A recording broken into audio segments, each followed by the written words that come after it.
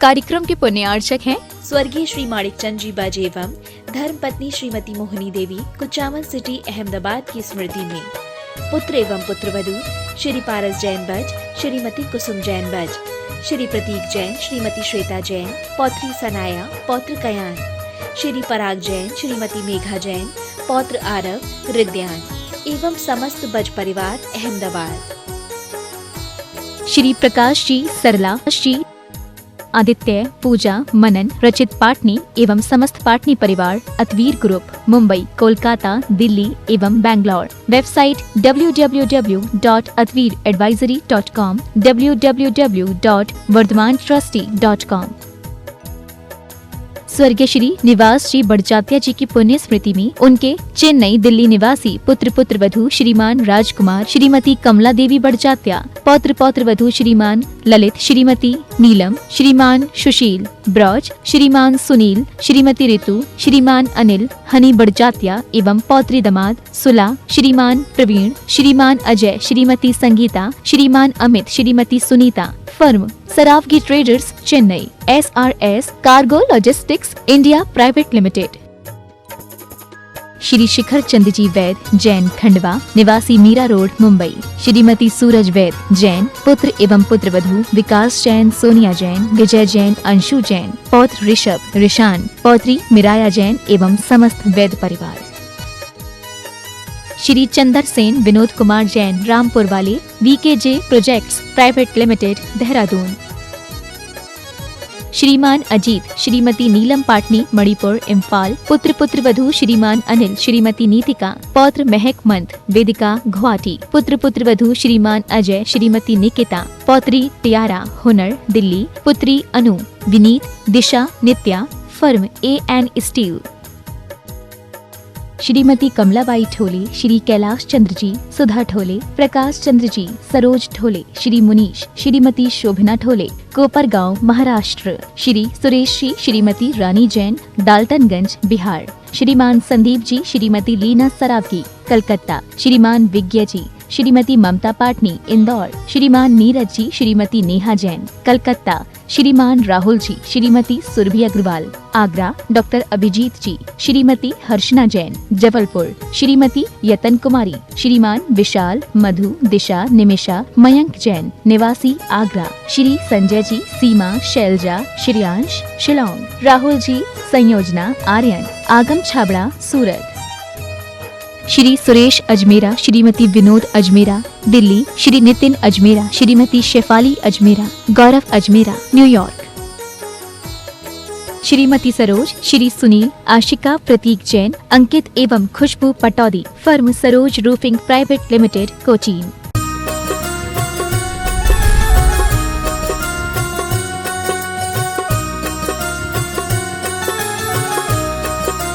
बोले देवादिदेव श्री आदिनाथ भगवान की जय जय जय। देवादिदेव श्री चंदा प्रभु भगवान की जय जय जय। देवादिदेव श्री चिंतामणि पार्श्वनाथ भगवान की जय जय जय। संत शिरोमणि गुरुराचार्य श्री विद्यासागर जी महाराज की जय जय जय। गुणैतन प्रणेता शंका समाधान भावना एक प्रवर्तक जन जन के संत परम पूज्य मुनि श्री प्रमाण सागर जी महाराज के। परम पूज्य मुनि श्री प्रशांत सागर जी महाराज के। परम पूज्य मुनि श्री निर्वेक सागर जी महाराज के। परम पूज्य मुनि श्री शीतल सागर जी महाराज के। ऐलक श्री निजानंद सागर जी महाराज के। क्या मेरा क्या पाना है, कैसे हो मेरा उद्धार। गुणैतन में आओ बंधु, यहाँ सत्य का हो दीदार।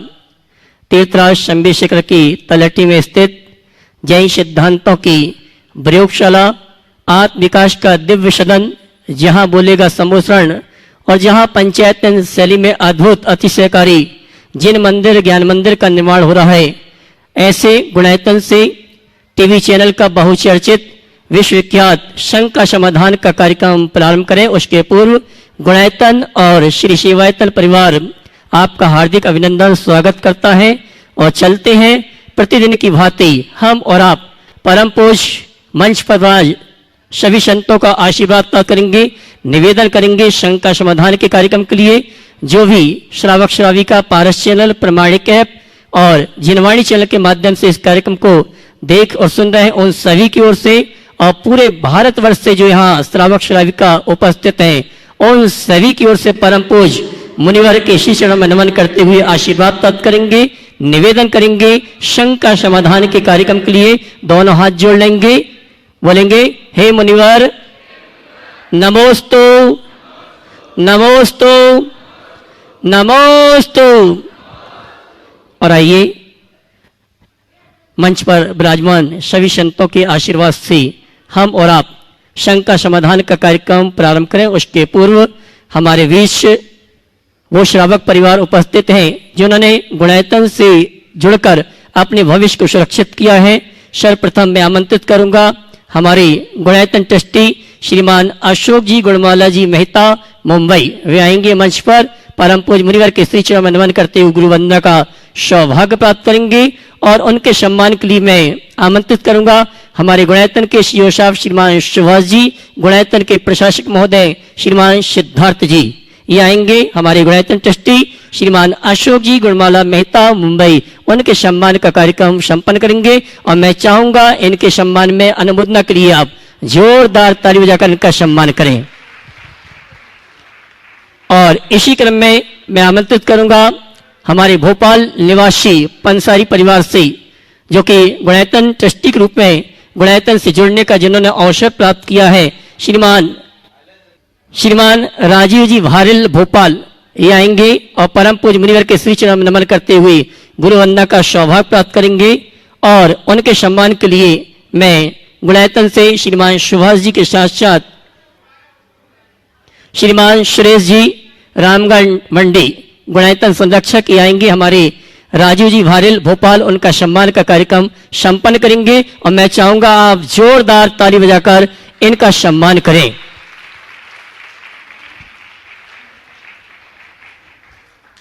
और चलते हैं इसी क्रम में श्रीमान राजीव जी भारिल आ जाएं सुरेश जी सम्मान करने के लिए, आइए सर।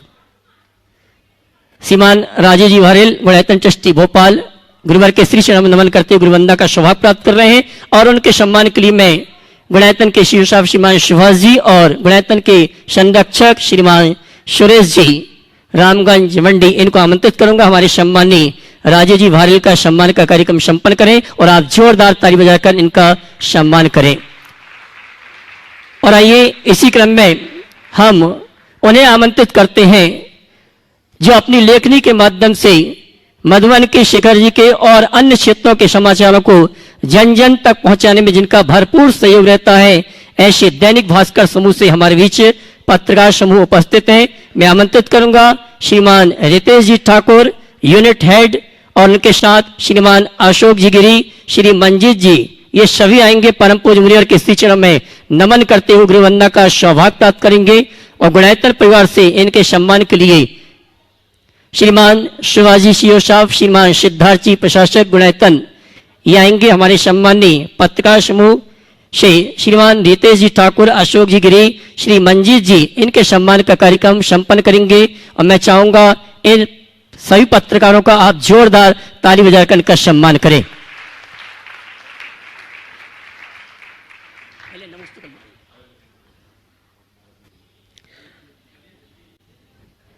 दैनिक भास्कर समूह से यूनिट हेड श्रीमान रितेश जी ठाकुर, उनके साथ में श्रीमान अशोक जी गिरी, श्री मंजीत जी गिरी हमारे बीच उपस्थित हैं और गुणायतन परिवार इनका सम्मान का कार्यक्रम संपन्न कर रहा है।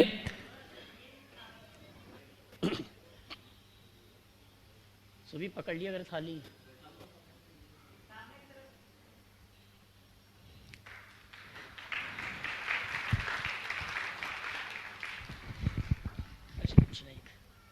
और आइए संघ का समाधान का कार्यक्रम हम प्रारंभ करेंगे।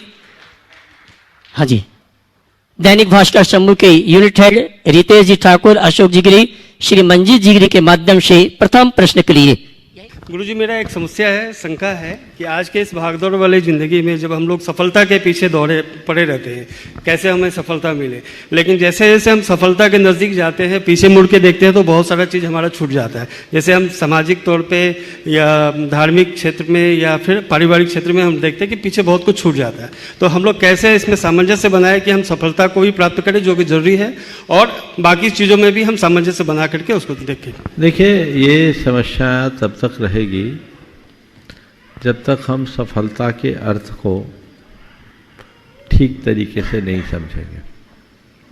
प्रायः सफलता का अर्थ निर्धारित लक्ष्य की उपलब्धि मात्र को मान लिया गया है। मैं मानता हूं कि किसी निर्धारित लक्ष्य की उपलब्धि का नाम सफलता है,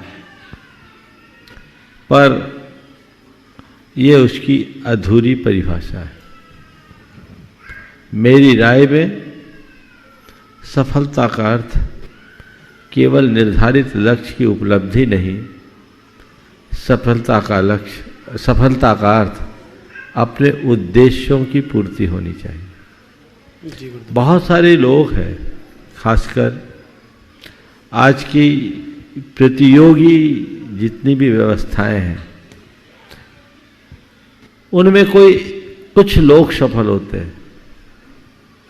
जो सफल हो गए वो बहुत खुश होते हैं, और जो उसमें चयनित नहीं होते वो अपने आप को विफल मान लेते हैं। मैं नहीं मानता कि चयनित लोगों के अतिरिक्त बाकी लोग विफल हैं। जैसे उदाहरण के लिए यूपीएससी में कितने लोग बैठते हैं? लाखों लोग बैठते हैं। लगभग 3 लाख से ज़्यादा लोग बैठते हैं। सीट कितनी होती? हजारों में। जनरल की तो ज़्यादा से ज़्यादा 250-300 जी। तो जो यूपीएससी के इंटरव्यू तक देकर आया, क्या वो अपने क्षेत्र में विफल व्यक्ति हैं? नहीं। पर व्यक्ति अपने आप को विफल मानने लगता, लोग भी उसको विफलता की दृष्टि से देखने लगते हैं। मैं समझता हूं ये भ्रांत धारणा है।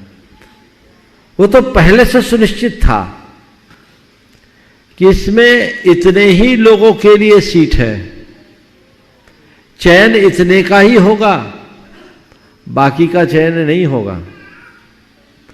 यानी उस अर्थ में देखा जाए तो सफल जो 200-300 हैं वो ही होंगे, बाकी सबको विफल होना है, ये तय है जी। और ऐसे में जो अपने आप को विफल मानेगा वो अपने जीवन से हार जाएगा।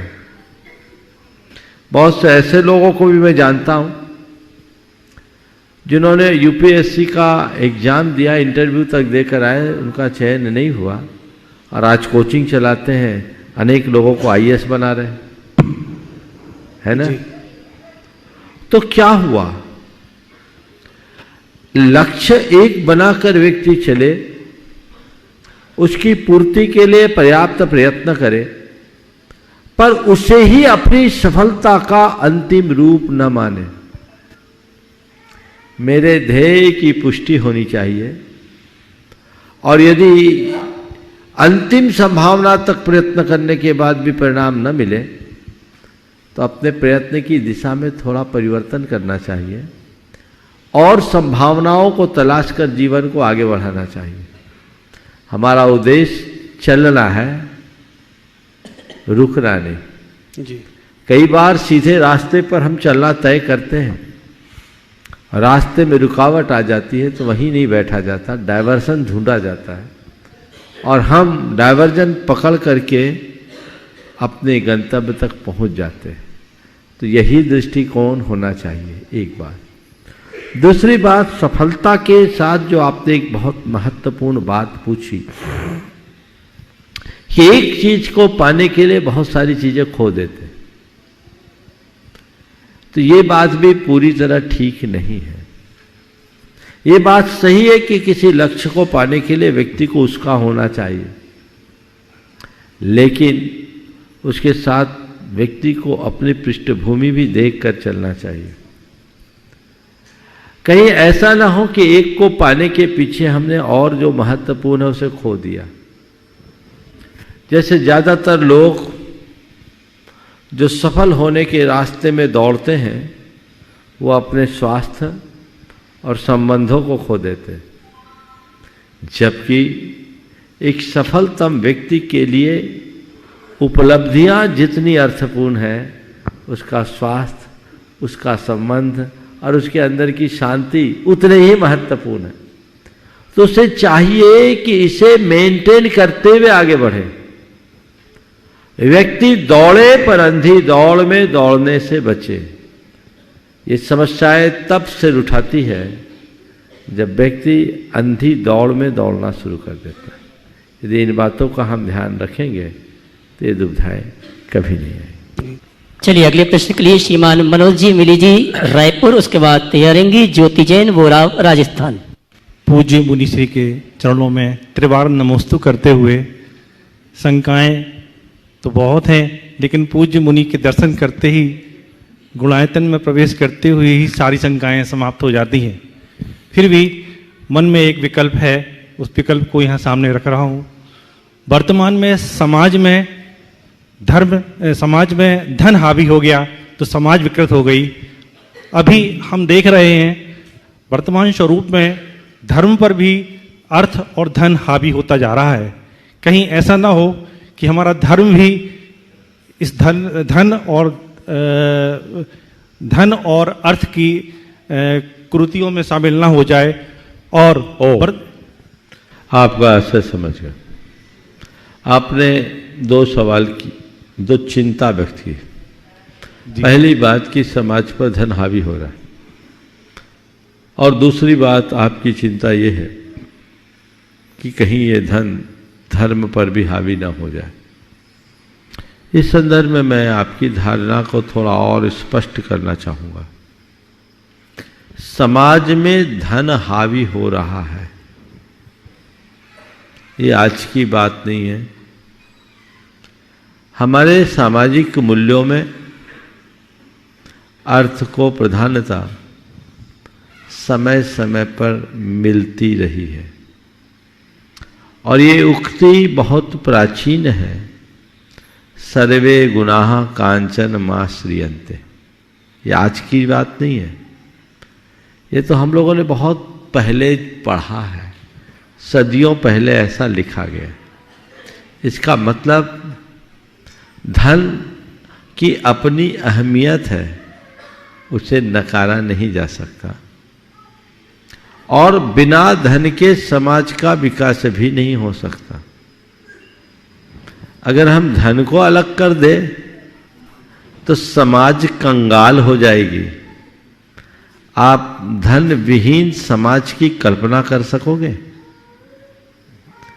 तो समाज में धन होना कोई बुरा नहीं है। धन को प्राथमिकता देना भी मेरी राय में बुरी नहीं है, पर धन को सर्वस्व मान लेना बुरी है।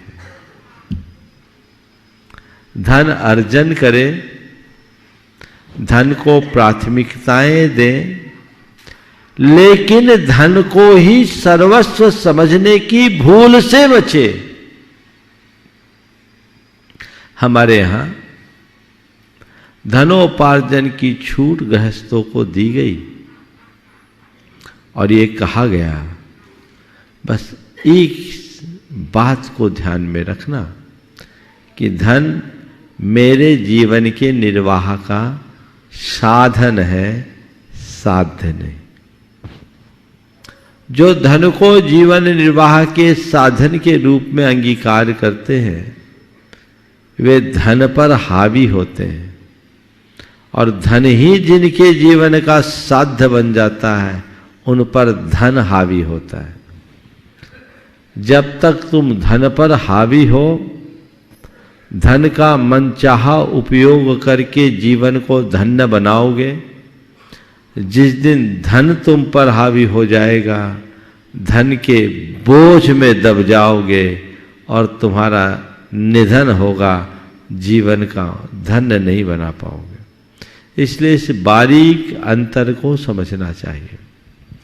जो दूसरा पक्ष है कि धर्म क्षेत्र में भी धन का प्रभाव ज़्यादा दिखता है। मैं मानता हूं ये धारणा भ्रांत है। आप बताओ, हम साधु संतों को आप धर्म क्षेत्र में अग्रणी मानते हो कि नहीं? मानते हैं। बोलो। मानते हैं। तो क्या हमारे पास कोई धन है? बोलो। नहीं। तो क्यों बनाया हमें अग्रणी? अगर धर्म क्षेत्र में पैसे को ही प्रमुखता होती तो पैसे वालों को मंच पे बैठना चाहिए था और हम फकीरों को उनके चरणों में। क्या हो गया? ऐसा क्यों नहीं? तुम हम लोगों के पास आते हो, किस लिए आते हो? शांति पाने। किस लिए आते हो? शांति पाने के लिए। इसलिए कि हमारे पास अपार धन है। बस यही समझने की बात है। ये कहना गलत है कि धर्म के क्षेत्र में धन हावी है। आज भी धनवान धर्म का आश्रय लेकर अपने जीवन को धन्य बनाते हैं। तो ये धर्म है ना। फिर धर्म करने में धन कहीं आड़े आता ही नहीं। धर्म तो वो भी कर लेते जिनके पास धन है ही नहीं। आप मनुष्यों की बात कहते हो। जैन धर्म के अनुसार तो पशु पक्षी भी धर्म करते हैं, उनके पास तो एक पाई नहीं है। करते हैं कि नहीं करते? कुत्ते ने भी अपना कल्याण किया, बैल ने भी अपना कल्याण किया, नेवले ने भी अपना कल्याण किया, जटायु ने भी अपना कल्याण किया ना? किसके बल पर? धन के बल पर कि धर्म के बल पर? तुम नमोकार जपते हो, धर्म करते हो कि नहीं? भगवान का नाम लेते हो, धर्म करते हो कि नहीं? कोई पैसा लगता है? तुम कोई व्रत संयम पालते हो, धर्म करते हो कि नहीं? बोलो। पैसा लगता? कोई त्याग तप करते हो, धर्म करते हो कि नहीं? बोलो। पैसा लगता? फिर ये कैसे कहते हो कि धर्म करने में, धर्म क्षेत्र में भी धन हावी हो रहा है? ये धारणा आमूल चूल बदलनी चाहिए। धर्म नितांत वैयक्तिक है। समझ गए? हाँ। धार्मिक कार्यक्रमों के लिए, आयोजनों के लिए तो धन चाहिए ना भैया। बोलो।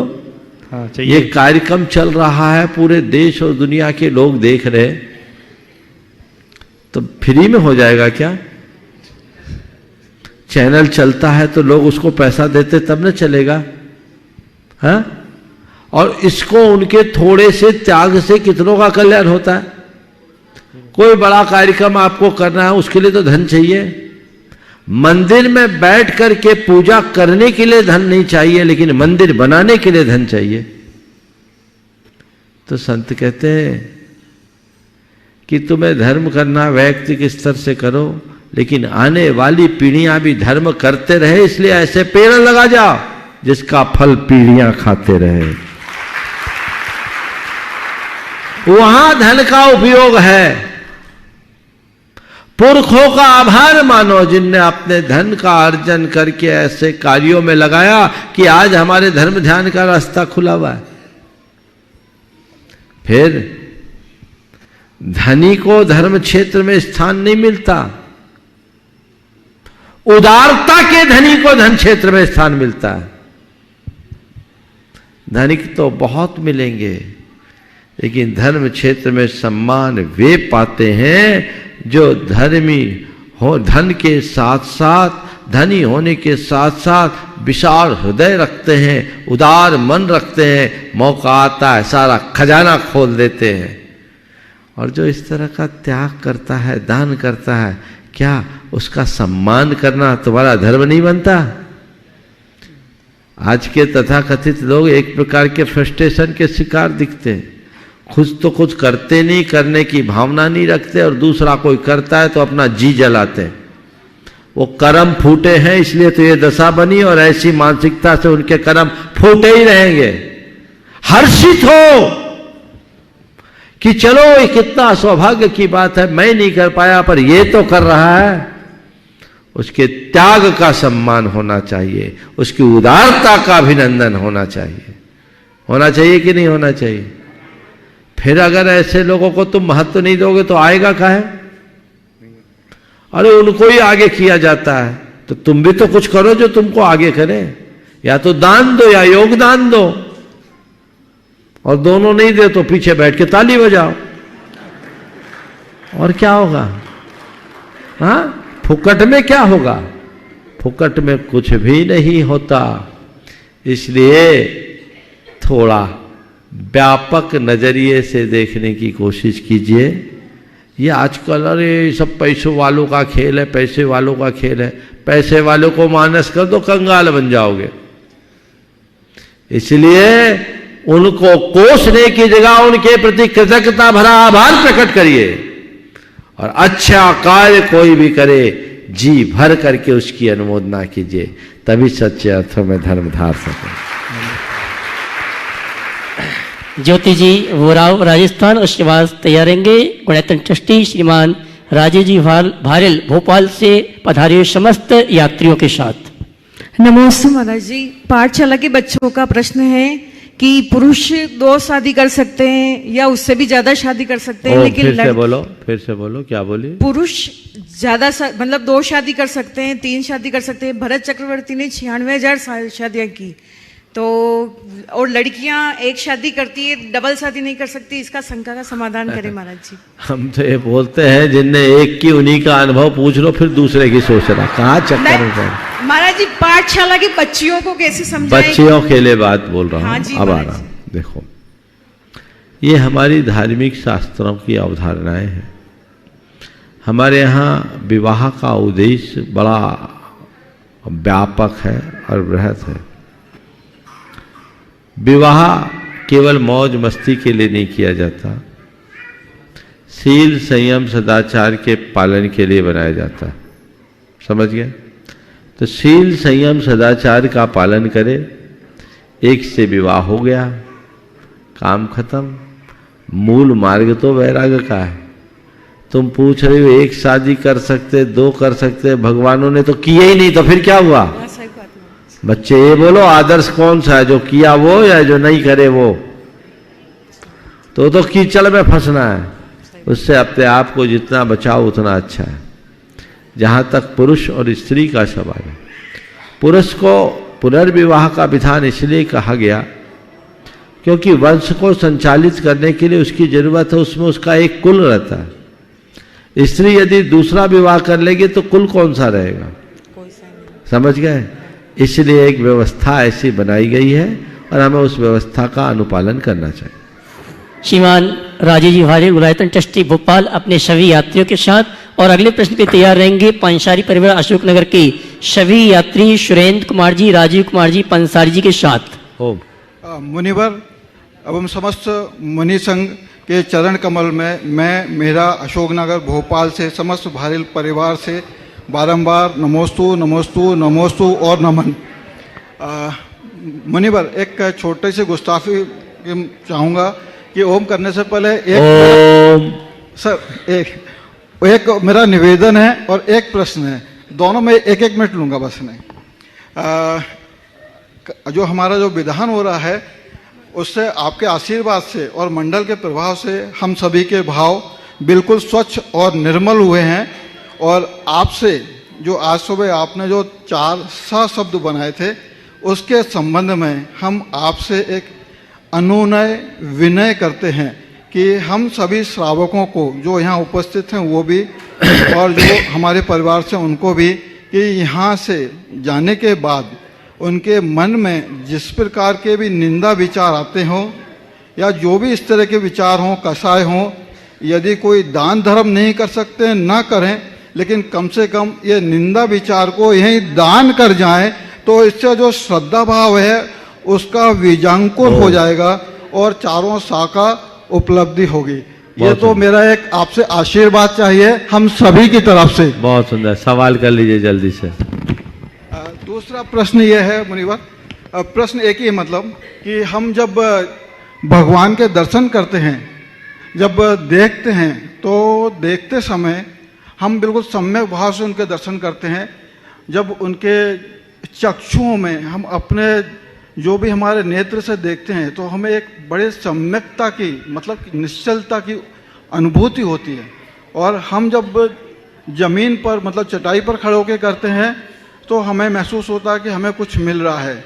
और हमें मतलब मुझे कई बार ऐसा बताया गया है कि जो हमको जो मिलता है, जो दर्शन होते हैं, एक अंदर से एक ऊर्जा प्राप्त होती है चक्षु से, भगवान के चक्षु से, वो हम अपने अंदर समाहित कर सकते हैं। लेकिन जब सार तो बोलो, इतना विस्तार मत करो, पूछना क्या चाह रहे हो? यदि जमीन पर खड़े हो जाएं, यदि चटाई पे बना, तो भी क्या ये हमारे अंदर समाहित हो पाता है, ये ऊर्जा की निकल जाती है जिस प्रकार की पृथ्वी में पूरा जमा हो जाता है। देखिए, अगर किसी आसन पर खड़े होते हैं तो ऊर्जा का प्रवाह अलग रूप में होता है। धरती पर रहते हैं तो गुरुत्वाकर्षण का कारण बनने से हमारी बहुत सारी ऊर्जा नीचे जा सकती है। इसलिए उत्तम यही है कि अगर मंदिर वगैरह में दर्शन करे, नीचे कोई आसन लगा कर करे तो ज़्यादा अच्छा है। चलिए, एक छोटा बस हो गया। हाँ जी, ओम।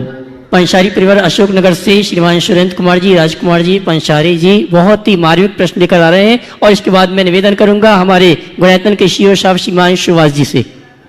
नमोस्तु गुरुवर, नमोस्तु नमोस्तु नमोस्तु। बोलिए। अरे महाराज श्री, मेरा प्रश्न कषाय से संबंधित था। ये कषाय कैसे शांत हुई इस सिद्ध क्षेत्र पर, मैं इसका समाधान चाहिए। बहुत अच्छा सवाल किया है। कषाय को कैसे शांत करें? आप सब सिद्ध चक्र विधान करने का मन बनाकर आए हैं, सिद्धि पाने के लिए आए हैं। अपना लक्ष्य बदल दो। भगवान, हमें शुद्धि पाना है और शुद्धि के लिए जो संभव है वो करना है। मेरे मन में शुद्धि और विशुद्धि हो, ये भाव जगाइए। अगर शुद्धि और विशुद्धि का भाव ऐसे ही उत्तरोत्तर बढ़ेगा तो हमारी कषाय अपने आप शांत हो जाएगी। और उसके लिए हमें जागरूक होना होगा। कषाय को अपना सबसे बड़ा शत्रु मानो और एक बात गांठ में बिठा दो कि यदि हमारे अंदर किसी के प्रति गांठ बनी हुई है तो हमारा सारा धर्म कर्म व्यर्थ है। पारसनाथ भगवान के चरित्र को पलट कर देखे, एक तरफा वैर 10 भाव तक चलता रहा। यदि हम इस तरह के बैर, विरोध और प्रतिशोध की भावना अपने मन में रखेंगे, न जाने अपने कितने भावों को स्वाहा करेंगे। इसलिए हम विधान करने के लिए आए हैं। अपने मन को साफ करें, क्षमा करने और क्षमा मांगने की शक्ति अपने अंदर जुटाएं, तभी हमारा ऐसा धार्मिक अनुष्ठान सार्थक हो सकेगा, अन्यथा सब व्यर्थ होगा। श्रीमान शिवाजी सीओ साहब गुणायतन। उसके बाद बावरिया परिवार की ओर से श्रीमान पुष्प कुमार जी जैन बगड़ा, सिंगोली शांतिधारा परिवार। विराजमान सभी मुनिराजों के चरणों में शत शत नमन। गुरुदेव, आज बहुत ही दुखद प्रसंग के साथ यहाँ उपस्थित होना पड़ा। हमारे बहुत पुराने ट्रस्टी, 2010 के ट्रस्टी श्री महावीर प्रसाद जी सेठी, जो मुखिया के रूप में जाने जाते थे और वो एक बहुत बड़े, इस एरिया के बहुत बड़े समाजसेवी के रूप में जाने जाते थे। अपनी समाज के, साड़म समाज के अध्यक्ष भी रहे हैं श्री महावीर प्रसाद जी सेठी। आज सुबह समाचार मिला उनका देवलोक गमन हो गया। गुरुदेव, अभी शंका समाधान से थोड़ी देर पहले समाचार मिला। हम लोग सभी बहुत संतप्त हैं और ऐसे समय में उनके परिवार और वहाँ की समाज के लिए आपका आशीर्वाद और संदेश गुरुदेव बहुत हम लोगों को बल देगा। नमोस्तु गुरुदेव। देखिए, आना जाना तो लगा हुआ है, किसी के आने जाने के क्रम को कोई रोक नहीं सकता। लेकिन आवागमन के इस क्रम में के बीच में अचानक हमारे बीच से कोई जाता है तो सब लोग स्तब्ध रह जाते हैं, स्वाभाविक है। महावीर प्रसाद जी सेठी, जिन्हें मुखिया जी के नाम से जाना जाता था, आज अचानक जो आपने अभी मुझे समाचार दिया कि वे हमारे बीच नहीं रहे, निश्चित ये समाचार सुनकर के सभी के सभी लोग स्तब्ध हैं। भले उम्र उनकी कुछ भी हो, पर वे बड़े क्रियाशील, कर्मठ और जुझारू व्यक्तित्व के धनी थे। देव, शास्त्र, गुरु के प्रति और समाज के कल्याण के लिए उनने अपने जीवन में बहुत कुछ किया। वे चले गए, उनके आदर्श आज भी समाज के बीच में हैं। समाज को उनका अनुकरण करना चाहिए। जहाँ तक उनके असमय में जाने का सवाल है, उस पर तो किसी का जोर नहीं लगता। लेकिन मैं इस घड़ी में उनके पूरे परिवार को, उनके सभी भाइयों को और उनके पुत्र संजय को, विनोद को आशीर्वाद देता हूँ कि ऐसी संकट की घड़ी में धैर्य रखें। हम लोग तो उस परंपरा में जन्म लेने वाले और जीने वाले लोग हैं जिन्हें बचपन से ही पढ़ाया जाता है, राजा राणा छत्रपति हाथ इनके असवार, मरना सबको एक दिन अपने अपनी बार। जिनकी जब बारी आती है उनको जाना होता है, न जाने कब किसकी बारी हो, इसलिए हमें अपनी तैयारी रखनी चाहिए। जाने वाला चला गया, इसे शोक का निमित्त न बनाए, वैराग का निमित्त बनाए और ऐसे लोगों के सदादर्शों को अपने जीवन का आदर्श बना करके चले, उनके पद चिन्हों पर चले तो हम अपने जीवन का उत्कर्ष कर सकते हैं। हम मुखिया जी के पूरे परिवार और साडम समाज को आशीर्वाद देना चाहेंगे कि वे इस संकट की घड़ी में धैर्य रखें, संयम और संतोष से काम ले, नियति के इस प्रहार को सहज भाव से स्वीकार करें, इसे ऐसी ही परिणति माने और अपने बाकी दायित्वों को अच्छे से पूर्ण करें। यही मेरा आशीर्वाद है। नमोस्तु गुरुदेव। बाबा वीर परिवार की ओर से पुष्पार्जन बगड़ा सिंघोली शांतिधारा परिवार। उसके बाद अंतिम प्रश्न के लिए श्रीमती गुणमाला जी, अशोक जी मेहता, गुणायतन ट्रस्टी, मुंबई। नमस्ते गुरुदेव। इंसान एक दुकान है और जुबान उसका ताला। जब ताला खुलता है तभी मालूम पड़ता है कि दुकान सोने की है या कोयले की। तो हम हमारी दुकान सोने की कैसे बनाए, समाधान कीजिए। बहुत अच्छी बात है। इंसान एक दुकान है, जुबान उसका ताला, और ताला खुलने के बाद पता लगता है कि हमारी दुकान में ये दुकान सोने की है या कोयले की। तो भाई सोने और कोयले की दुकान अलग अलग होती है और अलग अलग होने के कारण उसकी पहचान अलग अलग होती है। लेकिन ये हमारे साथ तो यही है कि कब दुकान सोने की हो जाए, कब कोयले की हो जाए, पता नहीं लगता। तो उसमें एक व्यवस्था होती। मैं एक स्थान पर था, एक व्यक्ति के प्रतिष्ठान में ही रुकना हुआ, तो उसकी टाइल्स की दुकान थी। तो टाइल्स की दुकानों में छोटी सी जगह में बहुत सारी टाइल्स थी।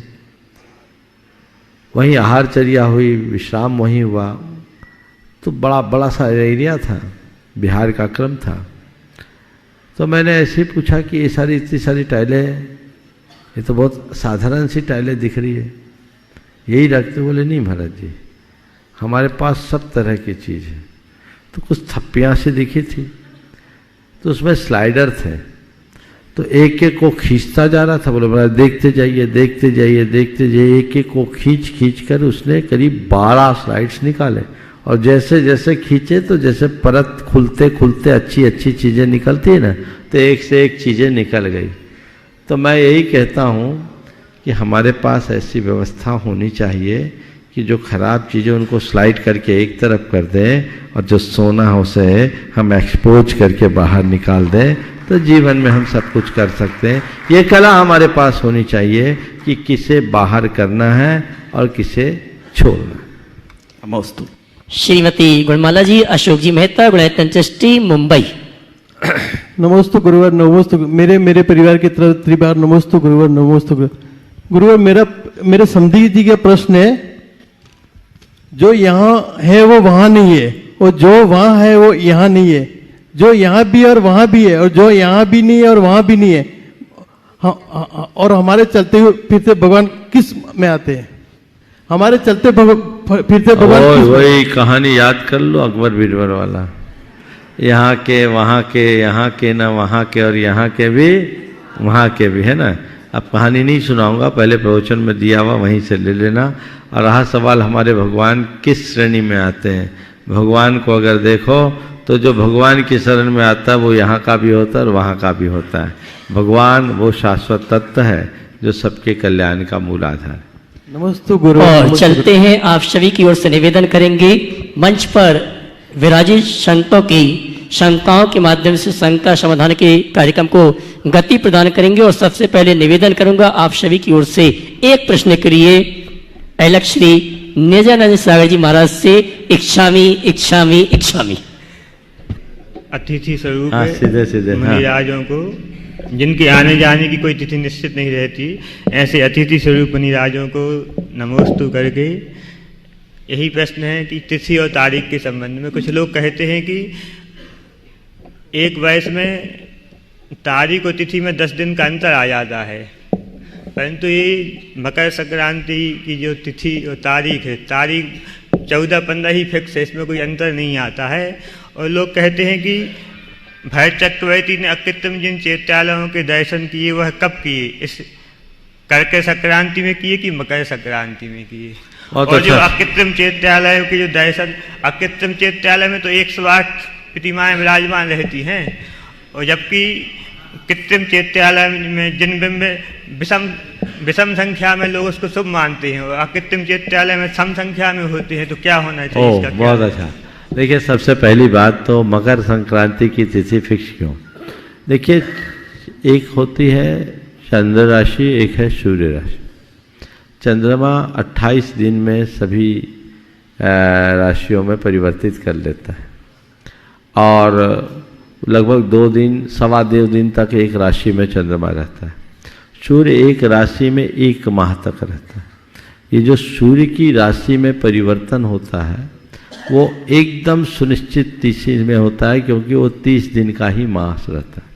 इसलिए मकर संक्रांति हो या जितने भी हर माह की संक्रांति है वो लगभग 15 तारीख के आसपास की पड़ती है। तो इसलिए 14-15 तारीख जैसे बोले तो वो उसकी तिथि सुनिश्चित है।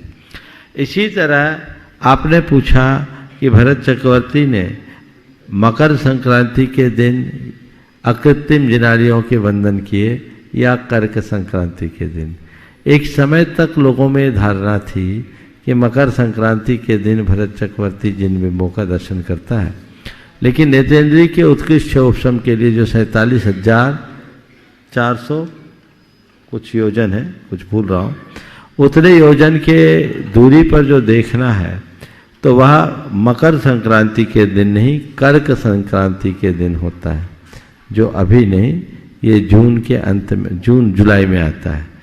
तो वो कर्क संक्रांति का दिन है, उसको उससे जोड़ना चाहिए। कृत्रिम जिनालियों में ऊन प्रतिमाएं रखी जाती है और अकृत्रिम में 108। तो 108 महाराज जी, 108 भी 9 है, वो ऊन ही है, पूर्ण नहीं है, समझ गए? ठीक है, उसे भाजित किया जा सकता है, लेकिन आधा आधा करेंगे तो 54, 22, 11 पूर्णतया भाज्य नहीं है, समझ गए? सॉरी, 54 फिर 27 है, 54 के बाद क्या आ जाएगा? 27। एकदम भाजित हम नहीं कर सकते, इसलिए वो 108 9 का द्योतक है और वो पूर्णांक का प्रतीक है। इसलिए अकृत्रिम जिनालियों में 108 अक्षय अंक का द्योतक है, इसलिए 108 प्रतिमाएं वहाँ रहती। और शंका समाधान के सदन की ओर से निवेदन है मुनिश्री शीतल सागर जी महाराज जी से अपनी शंका के माध्यम से हम सभी के लिए मार्ग प्रशस्त करें। ओम नमः सिद्धेभ्यो। आज का प्रश्न 3 लोक के आकार के संबंध में है। जैसे सिद्धांत ग्रंथों में कुछ ऐसी गाथाएं आती है कि अधोलोक का आकार वेत्रासन बेड़े के आकार का, मध्यलोक झल्लरी के आकार का और ऊर्ध्वलोक मृदंग आकार। तो इसका मतलब ये कि लोक हम राउंड मानेंगे, एंगुलर नहीं मानेंगे, कोण में नहीं मानेंगे, शंकु के आकार का माने। और जो तृष्णाली के बारे में भी तरुसार सारम्मी, ऐसा तिलोय पंडिती में भी गाथा आती है। तो ये भी सिलेंड्रिकल है, ना कि 1 बाई 1 राजू का है। ये कैलकुलेशन से हम 343 राजू नहीं प्राप्त कर पाते, जो उसका वॉल्यूम दिया जाता है लोक का। तो क्या माने हम, कैसे 343 लाएं? तिलोय पंडिती में इस संदर्भ में काफ़ी विस्तार से उल्लेख है, तिलोकसार और अन्य ग्रंथों में भी, धवला में भी इसका अच्छे से उल्लेख मिला है। लोक का क्षेत्रफल 343 घन राजू ही निकलता है। इसको थोड़ा हमें समझने की जरूरत है। अधोलोक को जो वेत्रासन के आकार का बताया है, वो वेत्रासन थोड़ा देखो भाई, फोकस करना पड़ेगा। ये सबसे नीचे दिख पाएगा, जूम करो उसको। ये देखिए नीचे का जो हिस्सा है, ये बेत के आसन का जो एक स्टूल होता था, वो स्टूल की तरह है। थोड़ा बड़ा बना देता हूँ मैं। अरे काम पुख्ता करो ना।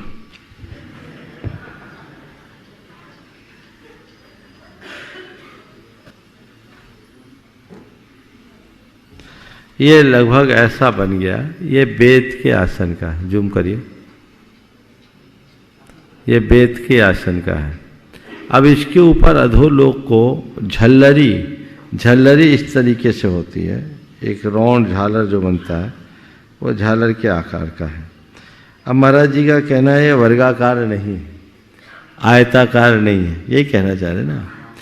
ये ठीक है, एक उदाहरण एक देश होता है। चूँकि बेत होती है और बेत की जो कुर्सी होती है उसके ऊपर जो उसका ऊपर का सरफेस होता है सराउंड ही होता है।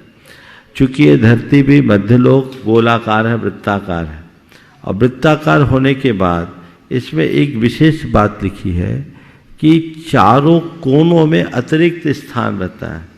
जहाँ महामत्स्य जब समुद्घात करता है तो उसका मस्तक टकराता है, ऐसा भी उल्लेख है। महामत्स्य का मस्तक भी टकराता है। यानी जो हम मध्यलोक का एरिया लेते हैं ना, वर्गाकार हम बनाए इसको एक बार राजू ने, तो ये जो कॉर्नर के इलाके हैं, इस कॉर्नर का भी उल्लेख धौला में आता है। ये जो हिस्सा है ना, ये कॉर्नर जो है, कॉर्नर का अतिरिक्त एरिया आता है, उस एरिया से उसको जोड़ लिया जाता है। और प्रश्नाली को पेड़ के अंदर रहने वाले सार की तरह है। तो कई जगह लोग उसको बेलनाकार कहते हैं, लेकिन उसे आयत सम चतुरस्र ही कहा गया है। जो 13 राजू उसका घन राजू तरसनाली का अथवा लोकनाली का 14 राजू विस्तार तभी बनेगा। इसके विषय में धौला में अनेक प्रश्न उठाए हैं, वहाँ से देखेंगे तो ठीक रहेगा। और ये मृदंग के आकार का ऊपर का ये है, करो जूम, हो रहा है। ये मृदंग ऊपर हो गया। तो हमने इसके ऊपर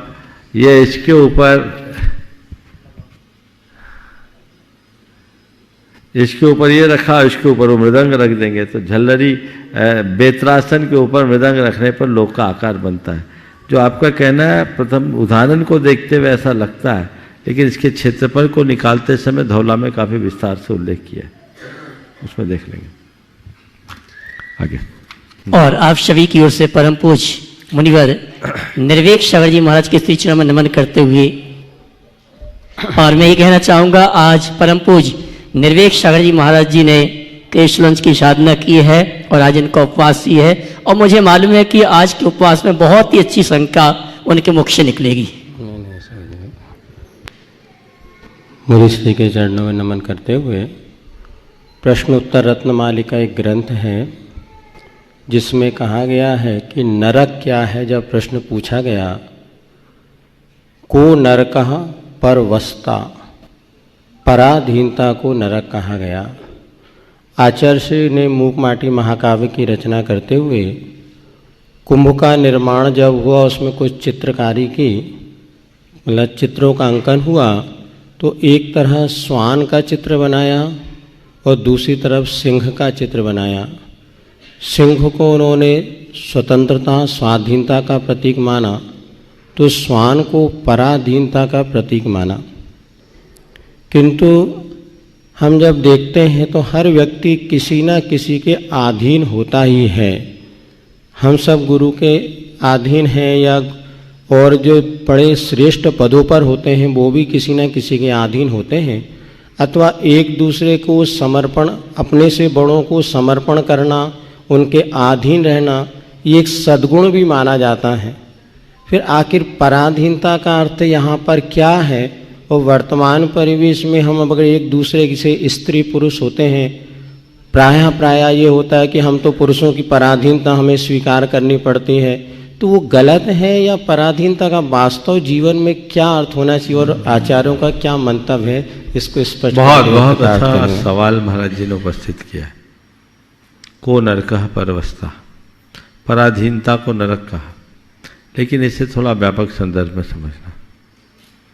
एक है पराधीनता की अनुभूति और एक है पर के लिए अर्पण की मनोवृत्ति। जब हम अपने आप को गुरु के समक्ष, प्रभु के समक्ष या अपने किसी इष्ट प्रिय आत्मीय के प्रति अर्पित कर देते हैं तो पराधीनता नहीं है, पर के प्रति अर्पण है, जिसमें व्यक्ति अपनी इच्छाओं को सामने वाले के चरणों में अर्पित कर देता है। और ये हमारे जीवन को एक सुखद अनुभूति प्रदान करते हैं। अगर हमने अपनी सारी इच्छा को गुरु चरणों में या प्रभु चरणों में अर्पित कर दिया तो फिर हमें ऐसा लगेगा ही नहीं कि हमें कुछ करना है। हमारा सारा कर्तव्य हमारे हाथ से निकल जाएगा और उसकी जो आनंद अनुभूति होगी वो अनिर्वचनीय होगी, उसे शब्दों से कहा नहीं जा सकता। लेकिन कोई भी बात पराधीन कब बन जाती है? जब हम उसे स्वीकारने को मजबूर हो जाते हैं। जो पराधीनता का अनुभव करता है वो सतत दुखी रहता है और जो पर को अर्पण करता है वो सतत सुखी रहता है। अभी आप लोग यहाँ बैठे हैं, जमीन पर बैठे हैं। हो सकता है कुछ लोग ऐसे भी होंगे जिनको घुटने में तकलीफ होगी, पर फिर भी आप जमीन पे बैठे हैं। दुखी महसूस कर रहे हो या सुखी? क्यों? क्योंकि आपने खुद स्वीकार किया है, यद्यपि यहाँ कुर्सियाँ सुलभ भी है, पर आपने गुरु के दरबार में जमीन पर बैठना ही सर्वोत्तम है, ये सोचते हुए आपने खुद की इच्छा से जमीन को स्वीकार किया ना। आपको कोई तकलीफ है और कोई आपसे जबरदस्ती कहे कि आप यहाँ आए हो और आज आपको जमीन पर ही बैठना पड़ेगा, क्या हो गया? क्रिया एक है पर विचारधारा भिन्न भिन्न।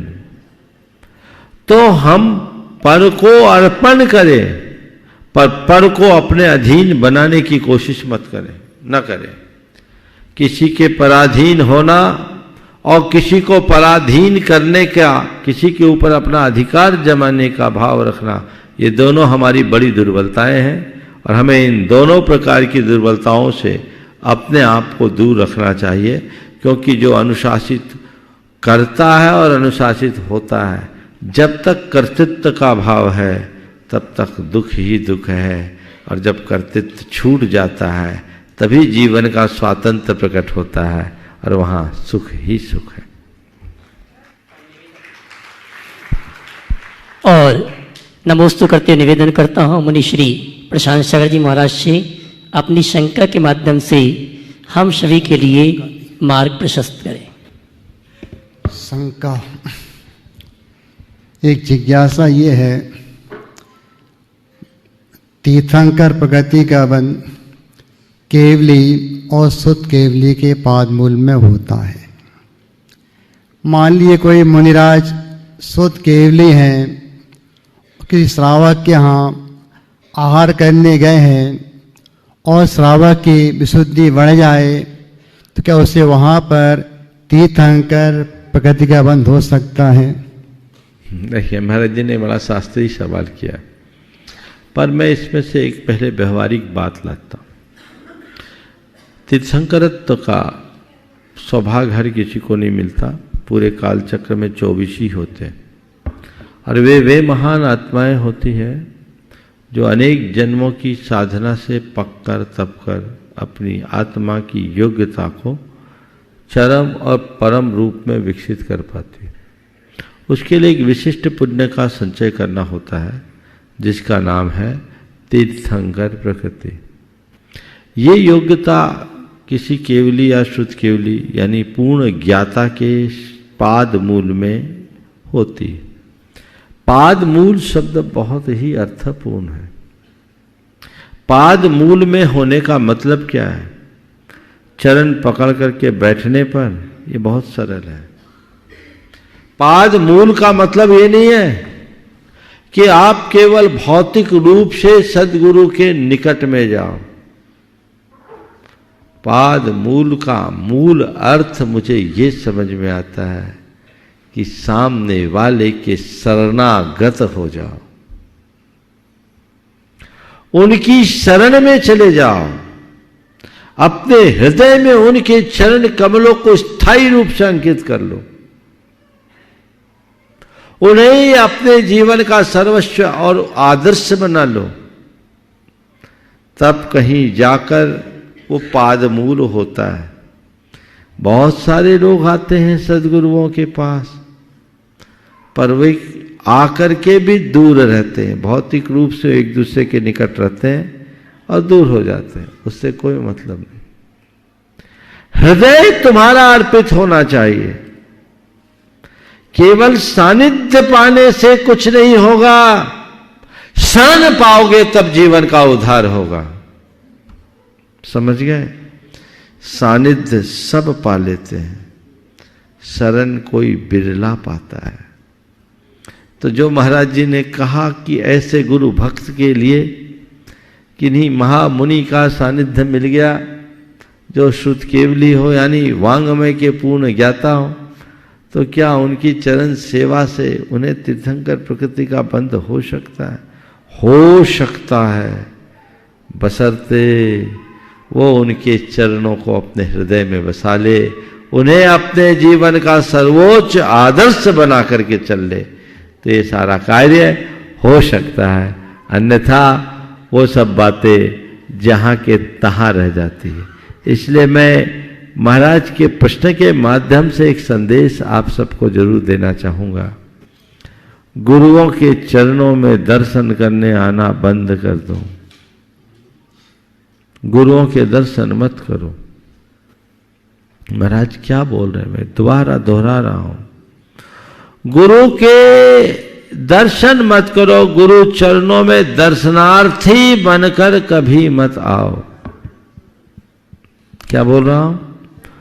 गुरु के चरणों में दर्शनार्थी बनकर मत आओ, गुरु चरणों में शरणार्थी बनकर के आओ। दर्शनार्थी बनोगे तो बस दर्शन ही पाओगे, और शरणार्थी बनोगे तो सर्वस्व पा जाओगे। जब तक हमारे भीतर वो भाव घटित नहीं होता, तब तक हमारे जीवन का पथ प्रशस्त नहीं होता। समय आप सबका हो गया, यहीं पर विराम। बोलिए परम पूज आचार्य गुरुवर श्री विद्यासागर जी महाराज। जय जय जय। बोलिए परम पूज मनीषी प्रमाण सागर जी, प्रशांत सागर जी, निर्वेक सागर जी, शीतल सागर जी महाराज की।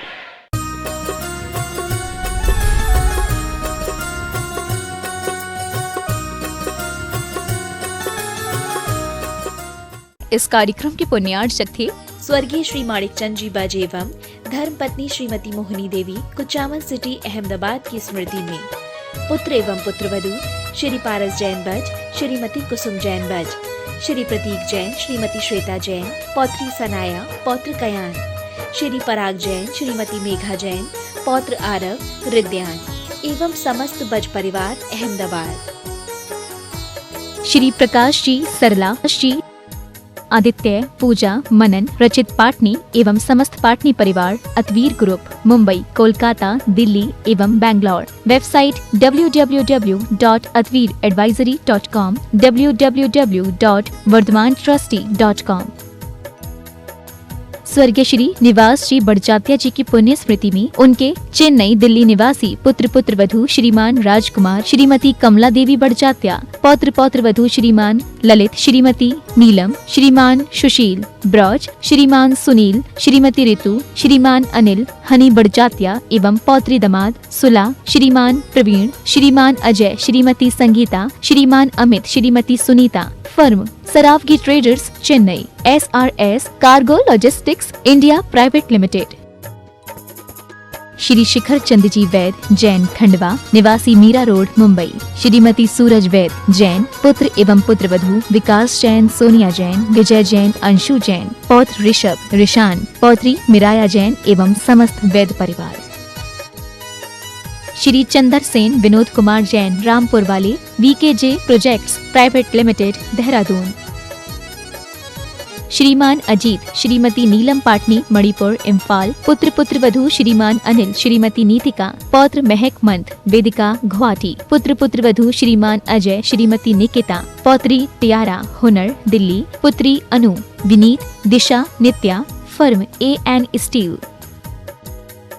श्रीमती कमलाबाई ठोले श्री कैलाश चंद्र जी सुधा ठोले प्रकाश चंद्र जी सरोज ठोले श्री मुनीश श्रीमती शोभना ठोले कोपरगांव महाराष्ट्र। श्री सुरेश जी श्रीमती रानी जैन डाल्टनगंज बिहार। श्रीमान संदीप जी श्रीमती लीना सरावगी कलकत्ता। श्रीमान विज्ञ जी श्रीमती ममता पाटनी इंदौर। श्रीमान नीरज जी श्रीमती नेहा जैन कलकत्ता। श्रीमान राहुल जी श्रीमती सुरभि अग्रवाल आगरा। डॉक्टर अभिजीत जी श्रीमती हर्षना जैन जबलपुर। श्रीमती यतन कुमारी श्रीमान विशाल मधु दिशा निमिषा मयंक जैन निवासी आगरा। श्री संजय जी सीमा शैलजा श्रेयांश शिलोंग। राहुल जी संयोजना आर्यन आगम छाबड़ा सूरत।